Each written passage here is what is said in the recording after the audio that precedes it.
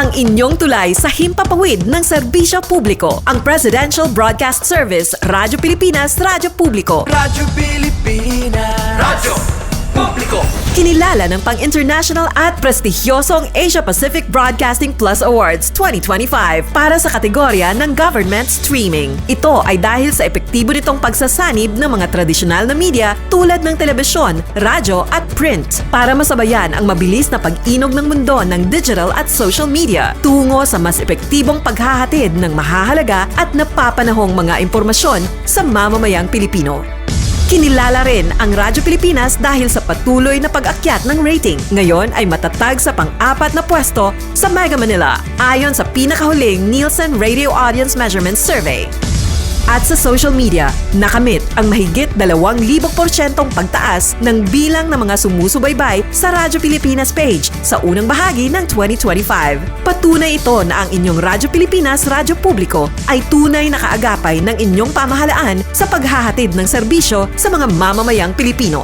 Mula sa aming lahat, sa ngalan ng inyong pamunuan at mga kawani ng Presidential Broadcast Service, kasama ang inyong mga himpilan ng Radyo Pilipinas sa buong kapuluan, maraming salamat po sa inyong lahat, sa inyong pagtangkilik at pagkilala. Radyo Pilipinas. Radyo Publiko.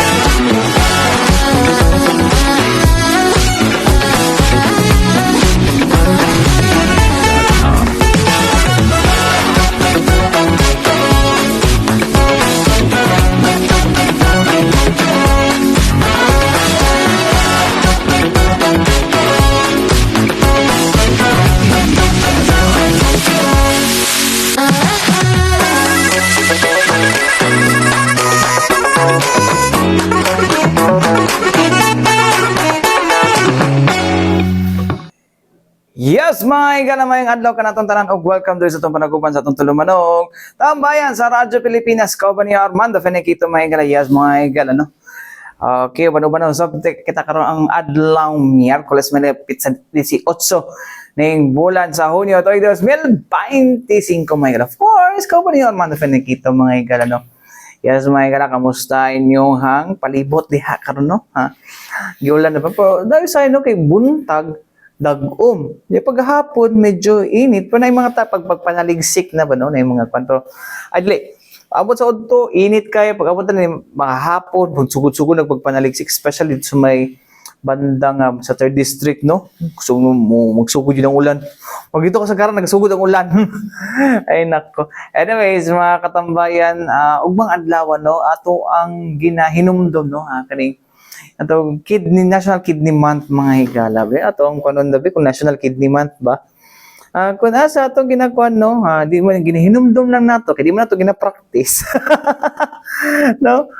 Sa kadaghan nga nagdaghan na kay mga ang indication nga naman nato gina-practice, nagkadaghan ato mga dialysis center dinhi, mga higala.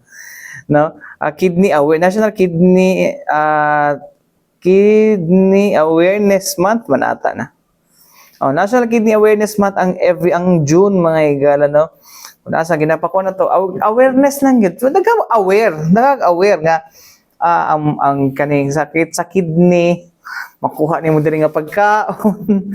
Pero ang katawan na nagkadaghan ang mga kidney center, no, dialysis center, no, nga pasabot, no, nga igo lagi na to ginahinumdom, pwede na to ginabuhat. Oh my God, I'm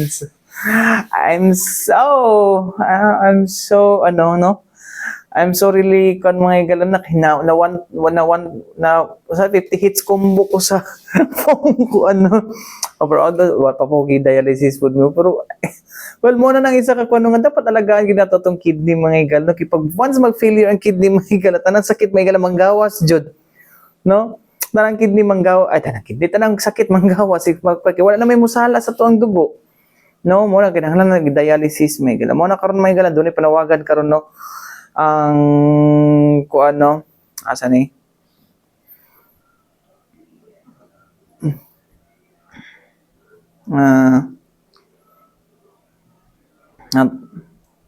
Ato sa ning kuno dahil ang hata nanawagan karon ang Southern Philippines Medical Center may galano particular na ang kuan ang kini sa to nephrology department mga igala, no, tama ba ko nephrology department, no, anawagan nga unta, no, nga naatay mga kanang kuno nga alagaan na to tong kidney mo gid din alagaan na to ang kidney mga igala, tapos dili na ta mo po iwasan na nato, no, okay lagi, no, daghan kayo ang kuan, daghan kayo ang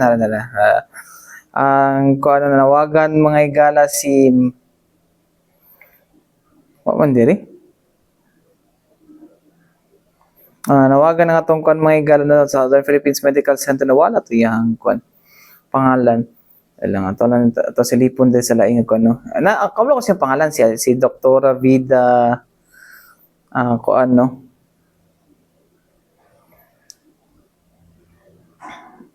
pero gikan sa Southern Philippines Medical Center mga igala. So ato dugayon mga igala, no, ato na lang paminahon mga igala si kuno Doktora Vida Rose Acosta Villanueva mga igala, nagikan sa Southern Philippines Medical Center mga igala, no, alang sa kaning para sa tuang National Kidney Awareness Month mga igala, ug unsa ba ang hinungdan sa kidney, pahinumdom na pud nato sa inyo ha nga atong ginabuhat makadaot sa atong kidney. Uminahon nato. I'm from SPMC, from Philippine Society of Nephrology Davao Cluster, and every month of June, we celebrate National Kidney Month. So we have a culminating activity here at SM City Ecoland at here at the ground floor on June 20. That will be on Friday.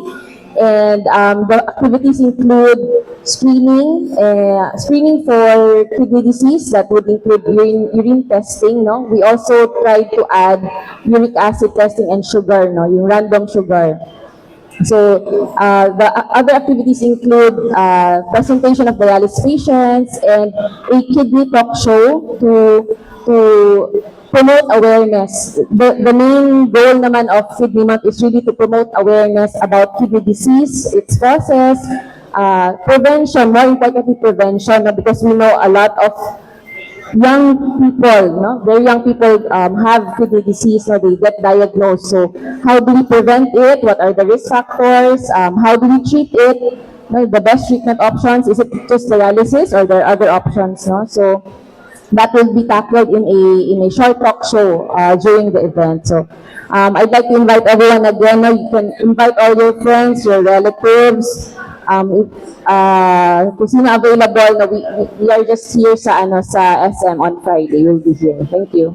Of patients sir, sa SPC, thousands po yan sir, thousands po. So sa Davao, how many on dialysis? Maybe 4? Abot kami na tapos sa SPMC parang 500 na atang na-enroll doon. Tapos sa another center, 400. Tapos marami tayong mga newly opened centers, no, in Mintal, in Toril, no. So ang daming patients, dialysis lang yun. So wala pa yung mga stage 2, 3, 4 not on the 4 and 5 on not on dialysis. So pabata ng pabata. Opo. Pabata ng pabata in every year, pataas, parami ng parami. Parami ng parami. Yes. Okay, Yeah. dahil parami ng parami, again, babalik tayo doon sa common causes. Common Bakit causes. parami ng parami? Number 1 talaga is diabetes, followed by hypertension, and they coexist, no, sometimes, no. We get to see young children getting diabetes. I had a patient at 12 years old, diabetic na siya. So when she came in sa clinic, 20 years old, talagang na ang kidneys, and when I did biopsy, madami ng scars yung kidneys niya. So at 12, bata pa siya, her parents were both diabetic, and grabe din ang intake. Siyempre, walang preno sa food, always bigay ng bigay ang parents, no? So diabetes talaga foremost, hypertension because of the high salt that we take in. Siyempre, yung ating masarap na food, it's always loaded with salt. Yung ating preserved, dali lang makuha sa open lang, di ba? Yung ganun, para easy cooking, ganun, no? So, high salt loading that causes long-term, no? Long-term use of intake of that hypertension. Number 3, those with genetic diseases. So, they were born to parents with predisposition to have kidney disease. So, when they have a trigger point, present na yung kanilang kidney problem. So that's what we call glomerulonephritis, mga lupus natin, mga IgA nephropathy. Madami tayo ng different kinds of glomerulonephritis. Number 4, kidney stones. Again, related to high salt intake, high oxalate intake, high animal protein intake, high fructose intake, predisposed to stone formation, high uric acid intake, no? So, daghan patients, karon bata pa pod, no, na nagka-kidney stone at their 20s, 30s, no? So, kidney stone, nagabara, mag-obstruct sa flow, eventually kidney failure din, no?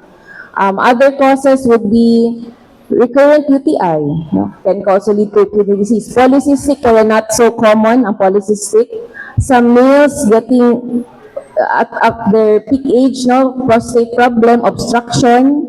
So, ihi sa gabi, kanunay si ihi sa gabi, dili mahurot ang ihi, dribbling, putol-putol, no? So, pwedeng prostate, pag napabayaan, mag-obstruct din. So, dagdag causes, but yun yung most common natin.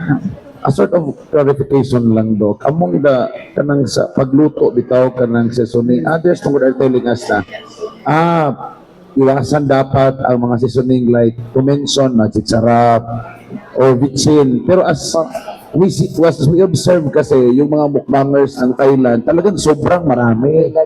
Oo, pero asa ba mas triggering sa sa kidney failure, salt or vitsin or magic sarap sa preservative? Pareho lang na. Ang atong requirement sa sodium a day is just 2,000 mg. Ang isa ka kutsara na patis is already 1,000 mg. So, unsa na lang kung nagbutang ka, nagsawsaw patis, di suyok pa dyan after, di hurot. Diba?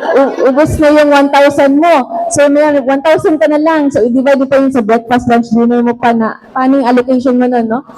Yung mga, hindi ko lang, ayaw ko mag-mention kasi ng brand, pero yung mga, di ba, mga cubes, mga packages of you have to look at yung mga sinigang mix.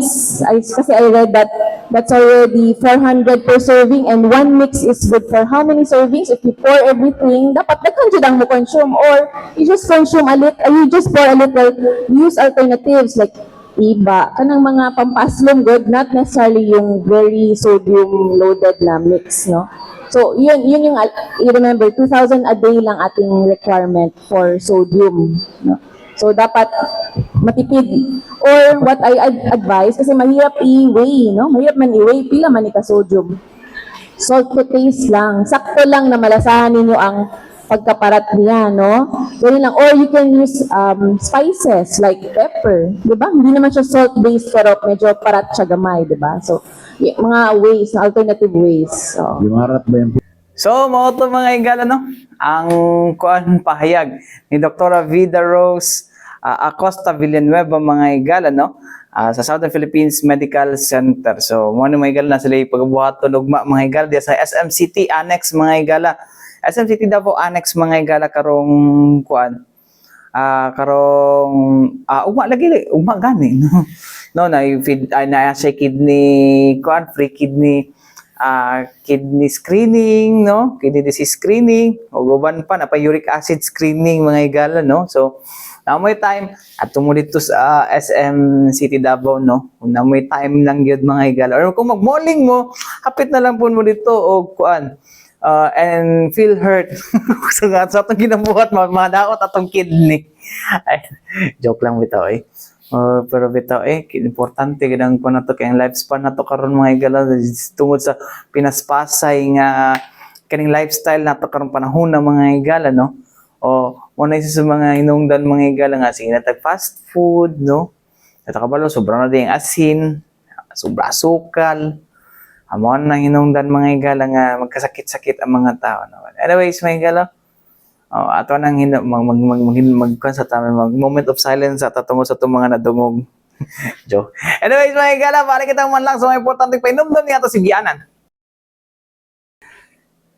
Balik kita mga igala din sa panaguban sa tutulumanong tambayan sa Radyo Pilipinas. Yes, mga igala na. Malauban gihapon ta karon kumusta na punta mo dira kung nagulan na ba sa inyong lugar, kung nagulan na sa inyong lugar, kung bantay-bantay lang. Tandi mo si mura ko hysterical nga mura ginahimo na kong paranoid ang mga tao no. Sorry.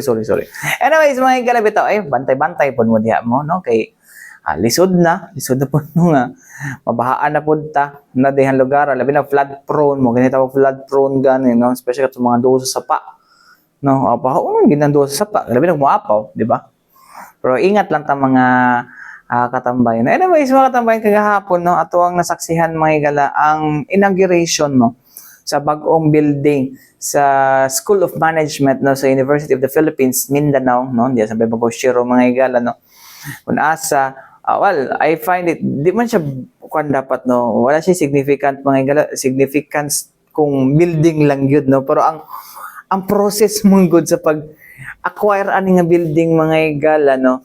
Is grabe kaliborious, mga igala, on the part of the UP Mindanao, kung mga igala, no? Community. Okay, pila ka kuan na sila ni, kaning School of Management, mga igala, na diha pa na sila sa kuan, sa una sa anda. No, diya sa may andol sa may kuan ba katong dating security bank or diya katong kanang nailiit all you can diha basta kanang kanto sa may anda. Diha pa na ilang kuan hanto nagbalik sila diri sa may Bago Shiro. Tapos basta mo to ugnikan pa mga igala og silahang din pa mga igala puti pa yang buhok. No? Puti pa yang buhok. Puti pa yung buhok. Itong pa yung buhok, rather. Sorry. Itong pa yung buhok. Dugin na lang gina-workout, mga igala. So, meaning, 20 years na po, sobra din na, no? Ayha nga na kuan ng mong gambalay, mga igala. And of course, mga igala, through the help, mga igala, of kaning Senator Bongo, mga igala, no? Sa office si Senator Bongo, mga igala. Although di man niya ingon na di man na kanang tungod kay iyahan ang kwan iha lang gi-facilitate no ang pag-acquire ani nga building and through the kwan pag-facilitate siyang kwan although trabaho na niya pero nagpasalamat niya po ng UP Mindanao community it's because na-materialize na ang sobra 20 years na tiyaw mo na ha sobra 20 years na so unsa di yung gibuhat dai sa kwan dai sa UP University of the Philippines system di ay dugay na kayo na tapos ginahulat na abtan na lang og kanang usa ka senador nga gikan sa gikan sa Davao diha pa na nabuhat no, although na may building dan parang extension ba no nanay ka ng una nga phase sa building no so mo na ang kon may galano nga nagpasalamat jud no ang UP Mindanao sa senador nga taga Davao. Kung wala pa yung senador nga taga Davao, kano sa pakaha. Although materialize pero kano sa pakaha. So mo na ang akong gikuan kagahapon gatuan gyud nako it's because kuan gyud siya mga igala no milestone siya for the UP Mindanao mga igala no especially for the college for the School of Management mga igala. Kay nanagit sila ilahang building po. Napanay more to come daw. Ana pa si Chancellor Morao mga igala. Anyways, mga igala, ito maglangan no. Ato paminaw na ng ilahang mga pamahayag. Mga igala, nag-speech kagahapon no. Una na diha mga igala, ang Dean sa School of Management mga igala na si Assistant Professor Aureliana tama ba ko? Aurelia Luz Viminda Gomez mga igala no and ikaduha mo storya mga igala no in order ni si UP Mindanao Chancellor Professor Lair Ani Morao o si of course ato ang senador mga igala number 1 senator nato sa 2025 elections Senator Bongo. Paminaw na to. It's with great pleasure that I welcome you this afternoon for what Aimee said earlier, much anticipated event. And if only to emphasize how long we have been anticipating, the construction of the building started when I had more black hair. So you can just imagine how long it took. Of course, we have to acknowledge all the challenges that came along the way. And we are grateful for all the support also that we received. We acknowledge the support of the good senator in the completion of the building.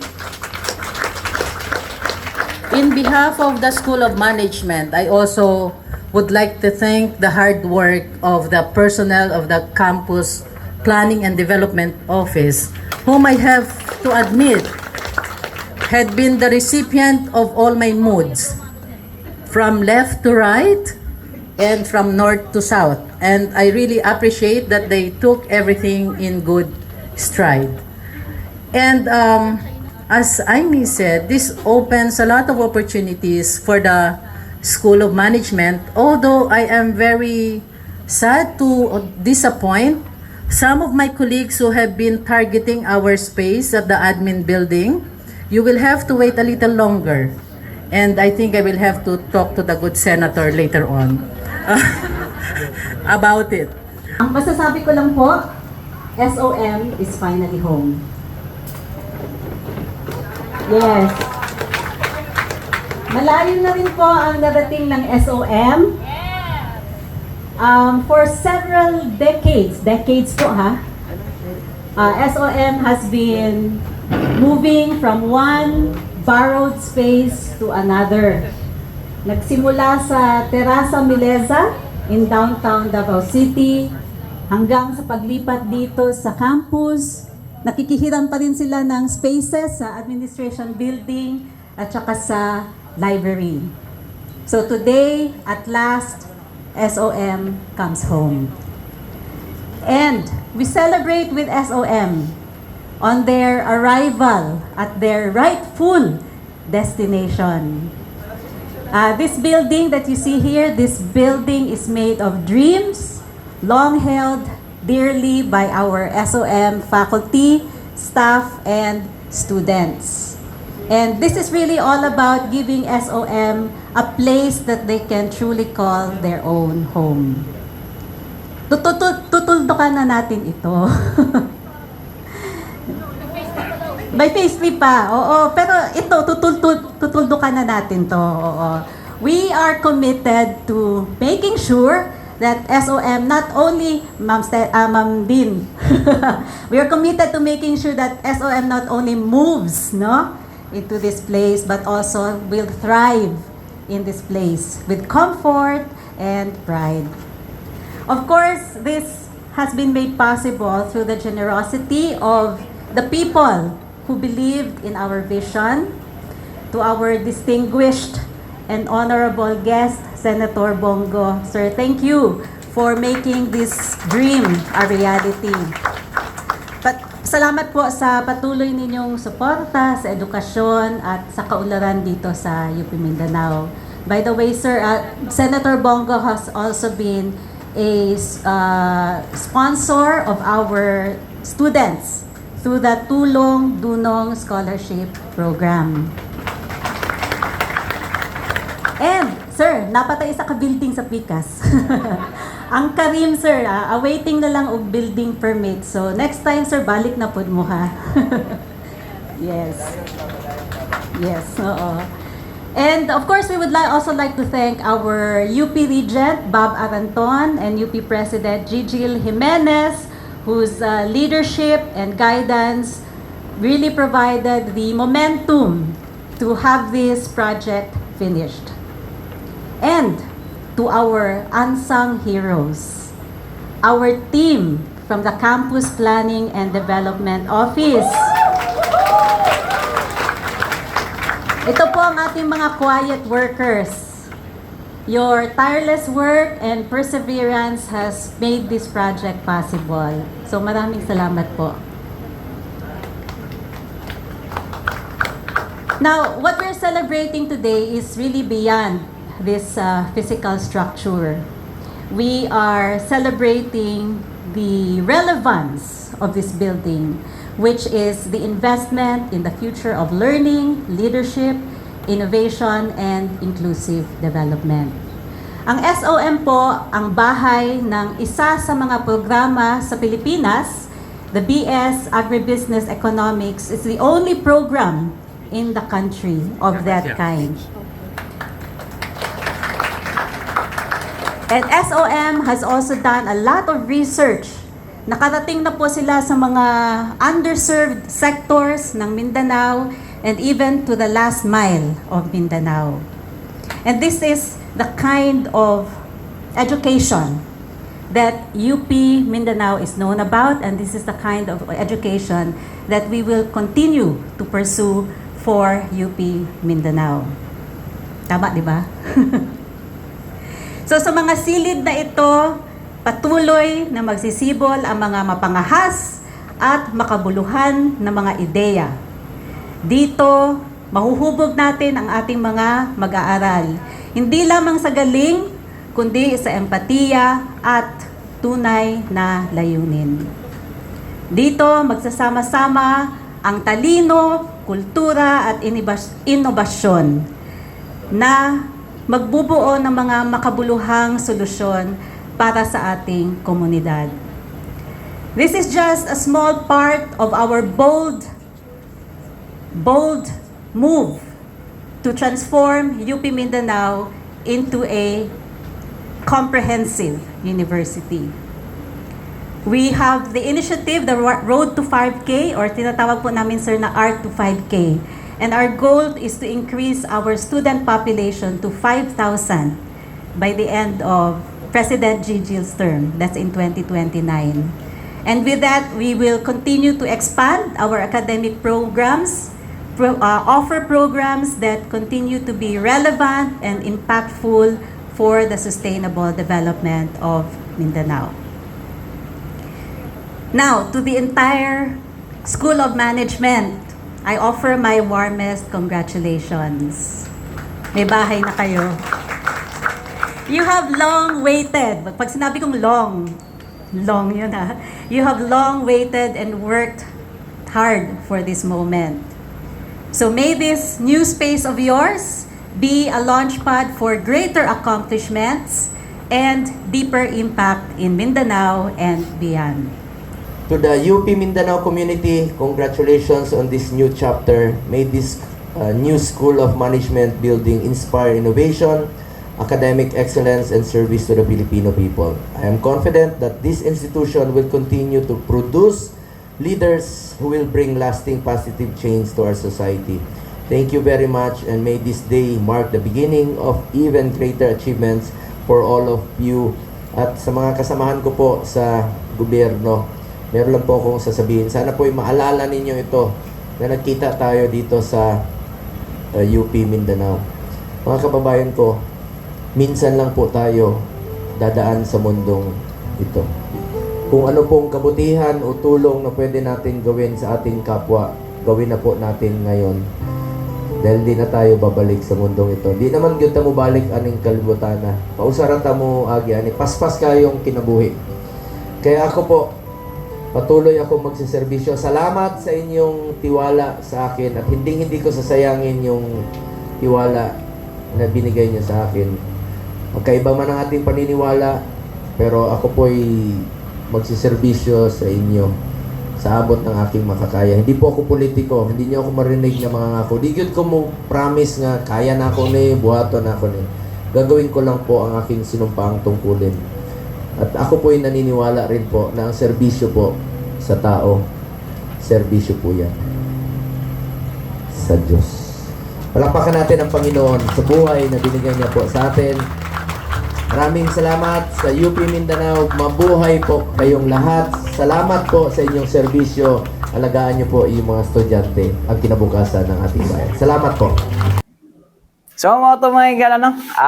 Pamahayag no, nila Dean Aurelia Lasviminda Gomez mga igala, ang Dean sa School of Management sa UP Mindanao, UP Mindanao Chancellor, si Ma'am Lair Morao mga igala, o si Santor Bongo mga igala. Gahapon no, binangkog kaning well kabalo na magitoon sa mga kwan ng mga taga UP ni padagan gyapon day mo pa-picture sa iyahan no. Well nag number 1 siya eh.